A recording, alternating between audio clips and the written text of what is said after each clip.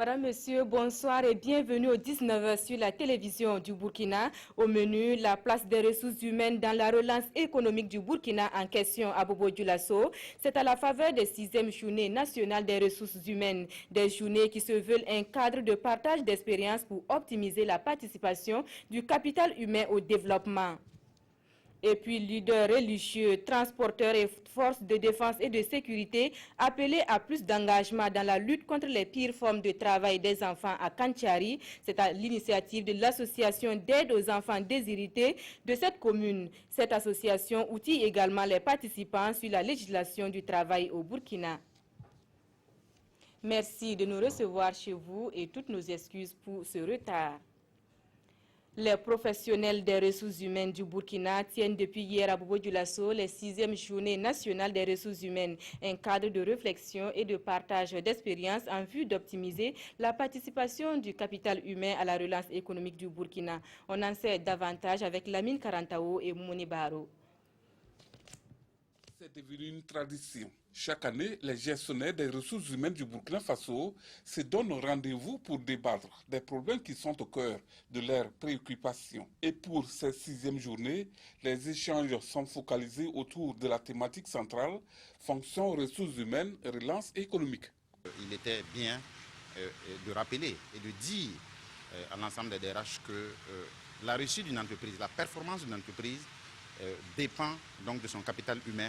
Alors, le contexte dans lequel le Burkina se trouve actuellement, il faut donc repenser un nouveau modèle dans lequel le capital humain doit être mis en avant. Et c'est ça donc qui a motivé donc le choix de notre thématique. Ces journées constituent un partage d'expériences et ces genres de rencontres répondent donc à la vision du gouvernement, au dire de son représentant. Aujourd'hui, il est impensable de penser à un développement si nous n'avons pas le capital humain.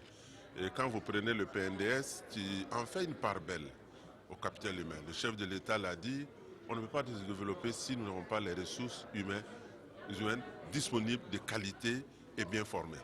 Et lorsque vous regardez effectivement ce que nous avons dans l'ensemble de nos administrations, les ressources humaines, c'est le moteur.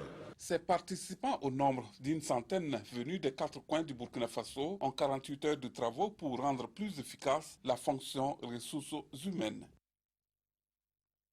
De la rentrée académique des écoles professionnelles du Burkina, le ministre en charge de la fonction publique a visité hier les locaux de l'Institut régional d'administration de l'Est.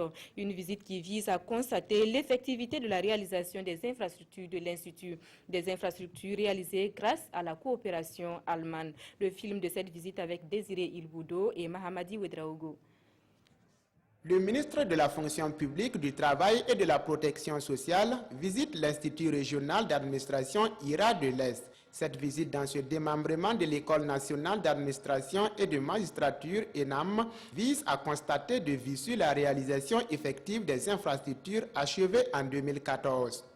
Étant arrivé assez nouvellement à la tête du département, je me devais de rendre cette visite à l'IRA de l'Est, qui, il faut le préciser, est le seul institut des 6 IRA qui est entièrement construit et équipé.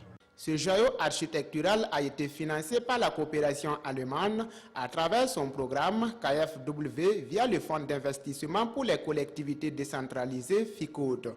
La coopération allemande appuie le Burkina Faso dans plusieurs pôles prioritaires et un de ces pôles prioritaires c'est la décentralisation et un de nos appuis ensemble aussi avec l'Union européenne, c'était l'appui financier à la réalisation de cette infrastructure, l'IRA-Est, qui donne maintenant un cadre vraiment approprié pour la formation. Pour cette année académique 2016-2017, l'IRA de l'Est compte plus de 370 futurs cadres de l'administration répartis dans 4 filières. Et le ministre Pegdouinde Clément Sawadgo de les exhorter à cultiver l'amour du travail bien fait et surtout les vertus du civisme et de loyauté envers l'État. À présent, allons sur les pas d'une délégation de la Direction régionale de l'agriculture du Sud-Ouest et de la coordination nationale du projet riz pluvial. Une délégation en visite dans le bas-fond risicole de Pidara à quelques encablures de l'Europénie. Cette visite guidée suivie d'échanges a permis de prendre le pouls de la production risicole dans la localité. Le reportage de Oumarou Sagnon et Draman Kabouré. 50 hectares de riz variété TS2 prêtes à la moisson. Nous sommes dans les bas-fonds rizicoles aménagés de Kuidara, dans la commune rurale de l'Européenne pour une visite commentée. Pour vraiment prévenir les attaques sur le riz, c'est surtout l'anermement.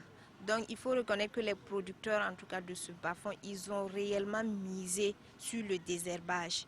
Du début jusqu'à la fin, à un certain moment, c'est vrai, on avait de l'herbe, mais pas vraiment à tel point qu'il peut y avoir des attaques.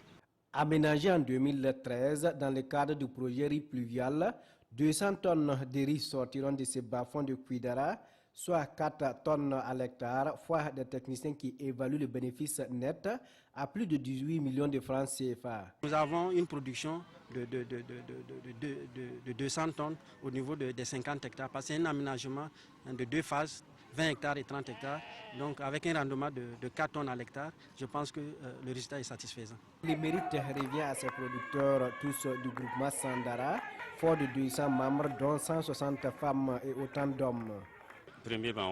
Nous avons commencé en 2013 par aménager 20 hectares de riz et quand tout le monde a vu qu'il y avait des bénéfices, le nombre de producteurs s'est accru. Ainsi, de 20 hectares au départ, nous sommes passés à 50 hectares cette année. Pour le gouverneur du Sud-Ouest, il faudrait travailler à vulgariser les outils et techniques de production au bénéfice de ces producteurs. Il estime par ailleurs que la sécurisation du marché national reste indispensable pour l'écoulement du riz. Toute chose qui contribuerait à faciliter et à accroître la production nationale du riz. La traite et les pires formes de travail des enfants au cœur d'un atelier de formation à Kanchari. L'initiative est de l'association d'aide aux enfants déshérités de la localité. Leaders religieux, coutumiers, transporteurs et forces de défense et de sécurité prennent part à l'atelier. Outre l'analyse de la traite et des pires formes de travail des tout-petits, les participants ont été outillés sur la législation du travail au Burkina. Désiré Ilboudo, Mamadouba pour le reportage. L'association d'aide aux enfants déshérités de Kanchari s'engage dans la lutte contre la traite et les pires formes de travail des enfants. Ville frontalière, Kanchari est en effet une commune de départ, de transit et d'arrivée des enfants victimes de traite.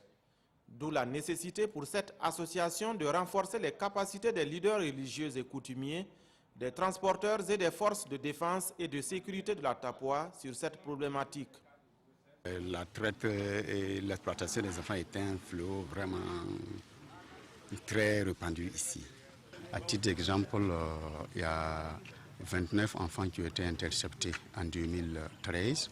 Et on a 13 en 2015 et on a 36 interceptés en 2016. Et ça ne représente que les enfants qu'on a pu intercepter. Donc certainement qu'il y a d'autres qui ont pu passer entre les mailles. Pendant 2 jours, ces leaders d'opinion vont analyser le phénomène de la traite et les pires formes de travail des enfants dans la province de la Tapoa, mais également se pencher sur le respect de la législation du travail, la protection et la promotion des droits des enfants. Étant nous-mêmes sensibilisés, ça va d'ores et déjà que dans nos prêches, puisque c'est la plateforme qui nous permet de mieux nous exprimer, nous sommes en contact avec nos chrétiens, de faire passer ce message qui est le bien suprême des enfants. Si je parle à la gare, si je vois un enfant, je demande s'il n'a pas de responsable, je le fais descendre. L'association d'aide aux enfants déshérités de Kanchari entend multiplier d'autres actions pour venir à bout du phénomène de la traite et les pires formes de travail des enfants dans la Tapoa. Le Centre d'études et d'expérimentation économique et sociale de l'Afrique de l'Ouest, CESAO, est en assemblée générale depuis hier. Venu du Mali, de la Côte d'Ivoire, du Togo et bien sûr du Burkina Faso, les participants à cette assemblée générale sont appelés à passer en revue le bilan moral et financier de la structure. Karim Iliboudo, Sriki Milogo et Karim Sissé. 2 jours, c'est la durée de la 2e assemblée générale du CESAO, Centre d'études d'expérimentation économique et sociale pour l'Afrique de l'Ouest. Une assemblée au cours de laquelle les bilans moraux et financiers de la structure sont présentés aux participants et 3 panels livrés. Ces deux thèmes doivent nous permettre donc de réfléchir autour des questions de la décentralisation et de la place de la femme en politique, prendre un certain nombre de décisions par rapport à ces thèmes qui vont être introduits dans le plan d'action de la structure opérationnelle qu'est le pôle régional Burkina. De la communication sur l'émergence des femmes en politique, il ressort que l'autre moitié du ciel n'a toujours pas occupé les premières places en termes de positionnement sur les listes électorales. Les femmes s'inscrivent sur les listes de candidature pour se faire élire et les femmes votent beaucoup. Mais par rapport à l'occupation des postes de responsabilité, les résultats sont quand même mitigés par rapport à ce qui est constaté surtout ces dernières années. Nous, comme les animaux, la végétation, nous sommes tous embarqués dans un même navire et il faut que l'homme apprenne à gérer non seulement l'humain, le social, mais à gérer jusqu'à l'environnement si on veut un avenir pour notre planète. Composé d'élus locaux, des organisations paysannes, des collectivités territoriales et des partenaires techniques et financiers, les participants viennent du Mali, du Togo, de la Côte d'Ivoire et du Burkina Faso. L'antenne Sahel du projet Adaptation basée sur les écosystèmes implantés à Gorom-Gorom dans l'Oudanal fait également le bilan de ses activités. Financé par le Fonds pour l'environnement mondial, ce projet veut renforcer la résilience au changement climatique en se basant sur les ressources naturelles. Yamba Nakoulma et Mariam Ouattara. Cet atelier de restitution des activités planifiées par l'antenne Sahel du projet Adaptation basée sur les écosystèmes, financé par le Fonds pour l'environnement mondial EBA-FEM, a réuni les élus locaux de 7 villages de la commune d'Oursi. Il s'est agi au cours de cet atelier de présenter aux représentants des 7 villages concernés les activités retenues au titre de l'année 2017. Nous avons retenu un certain nombre d'activités, notamment la protection donc de la mare de Oursi. Nous allons entreprendre donc la fixation des dunes qui constituent donc un fléau pour le comblement de la mare. Nous devons également faire des traitements des ravines dans 2 villages.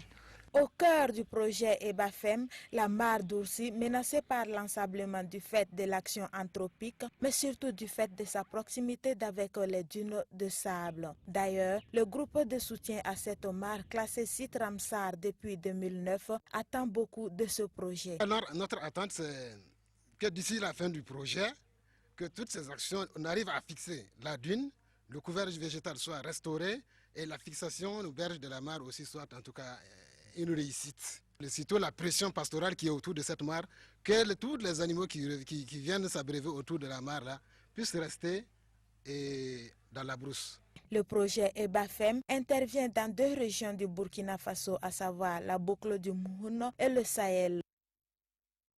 On s'arrête là pour ce 19h. L'information revient à 20h avec Nathalie Kaouri. Bon début de week-end à tous.